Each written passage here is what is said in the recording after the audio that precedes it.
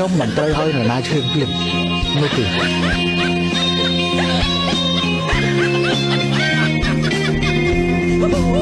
កម្ពុជាក៏មិនអនុញ្ញាតឲ្យប្រទេសណាមកយកដីកម្ពុជាសូម្បី1 មីលីម៉ែត្រហើយយើងត្រៀមខ្លួនគ្រប់សមរភូមិគួរសមយោធាដើម្បីការពារបូរណភាពទឹកដីរបស់យើងអានេះត្រូវតែយើងចង់ការ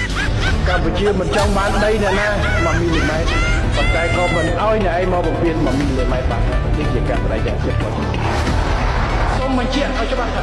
ទៅគ្រប់កន្លែងទាំងអស់នៅទូទាំងប្រទេសមិនខាងនៅព្រំដែនជាមួយប្រទេសណាទេគឺនឹងមិននាំឲ្យបាត់បង់ទឹកដីរបស់កម្ពុជាឬបាត់បង់អធិបតេយ្យភាពរបស់កម្ពុជានោះទេខ្ញុំធានាដោយមានគ្រោះថ្នាក់គ្រប់ទីខ្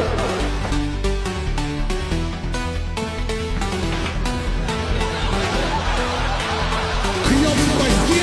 សកម្មភាពនៅវាលនេះដោយអាមេរិកបញ្ជាវាយរៈបុរីបញ្ជាមកវិញผมតែនៅទីនេះបញ្ជាកងបញ្ជាកម្លាំងអាវុធបញ្ជាជួយស្រាប់ឲ្យការប្រើប្រាស់កម្លាំងចាត់សំខាន់ឲ្យយើងធ្វើនៅក្នុងពេលដែលគេជ្រៀតយើងតែយើងមិនចូលទៅទេតែមិនអនុញ្ញាតឲ្យគេចូលទៅរត់ទៀតសម្លុកទៅវិញមិនមែនយកអាយុកាន់ទៅទេ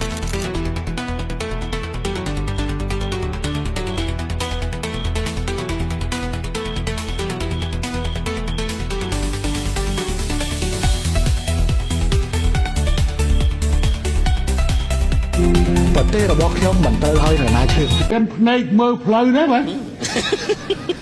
លោកឯងមានភ្នែកមើលផ្លូវអត់និយាយត្រង់ជាមួយគ្នាបាទណាអាសាដើរមើលមើលកុំនៅចងក្បាត់កនៅក្នុងហ្នឹងហ៎ខ្ញុំនិយាយត្រង់តាំងពីពេលលោកឯងឡើងមកនោះគឺផ្លូវវាយ៉ាប់